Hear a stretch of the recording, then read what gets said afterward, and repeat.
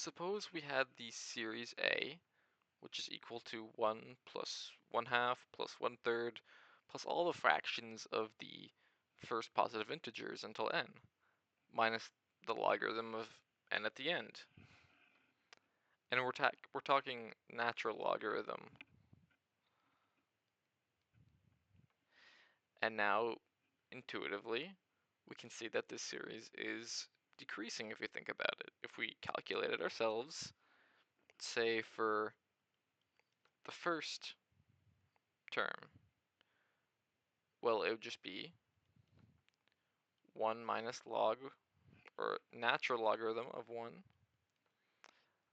which this equals 0, so this is just 1. For the second term, well, it's 1.5, right? Because 1 plus 1/2 minus log 2, which is around 0.806. And for the third, well, it's just 0.83, and that goes on forever, minus the same deal. And you can sort of see where this is going.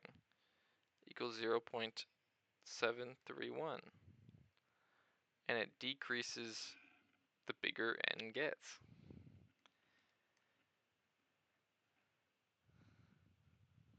In a more general sense,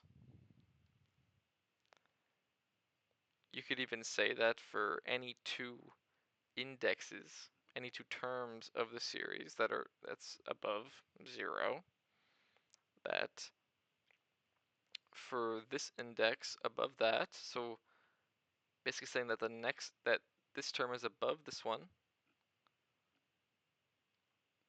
that this term is always smaller. It gets smaller for every next term.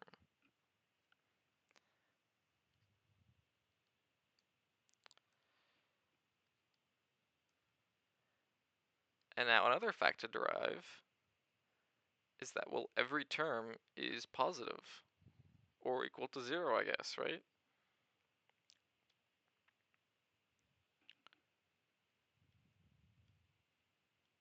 Let's say above 0, because if this was 0, then that would be undefined. And it's above 0 because it starts off at 1 and it gets smaller and smaller and smaller and smaller. But if you intuitively think about it, it'll never be negative or 0, because for an infinitely large n, this just becomes an infinitely small fraction. Let's say n is 10 to the 10 factorial to the 1000 factorial. This will just be 0.000000001, right? It'll be an infinitely small number.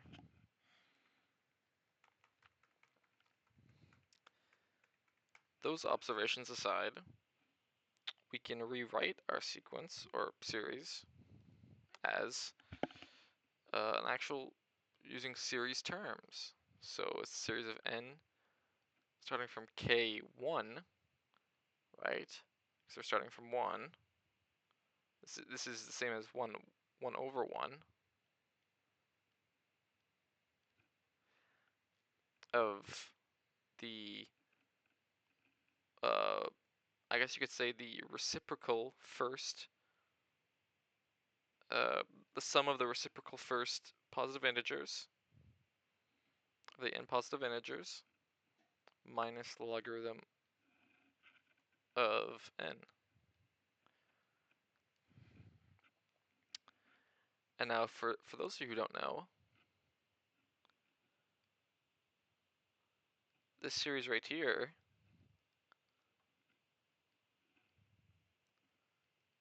is called the harmonic sum.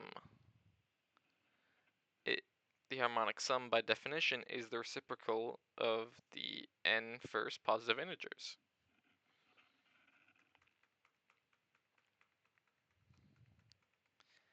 And now how is this useful to us? Well, it'll sort of simplify our process and give you some intuition for other problems. So now if we sort of evaluate this now for different values, we'll say n is 2. Well, then our series is we could rewrite this as the harmonic sum, as shown. It's the same as saying the series. And if we evaluate this at 2, we get the harmonic sum at 2 minus the natural logarithm of 2, which is around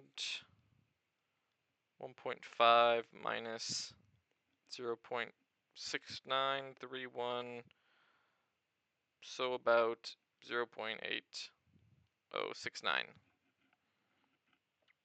Say n equals 5. Okay, we're just testing random integers one after another. That's the harmonic sum of the first 5 positive integers. So 1, 2, 3, 4, 5 minus natural logarithm of 5, which gives us 2.2833 minus 1.6904, or around 0.6739. Okay, this is getting tedious, but so we started at 0.8, all right, and now we're at 0.67. Okay, so we're still decreasing. But now what if I were to tell you that n is infinity? Okay, well, does this series converge to a certain point? And in fact, it does. For n approaching infinity,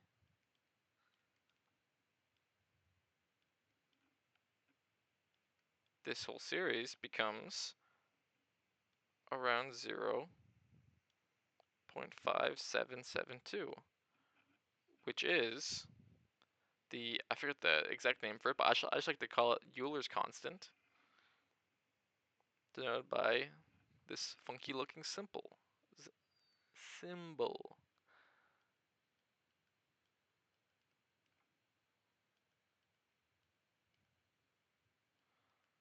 Euler's constant. I think technically it's called gamma, but regardless. And now another cool fact to derive is that the reason why we evaluated by hand is because there's no, I guess, mathematical way to calculate this. Yeah, the reason why we can't evaluate the harmonic sum of n approaching infinity is because intuitively, in approaching infinity, all these fractions, well, they become infinitely small and too small to capture, I guess, in a sense.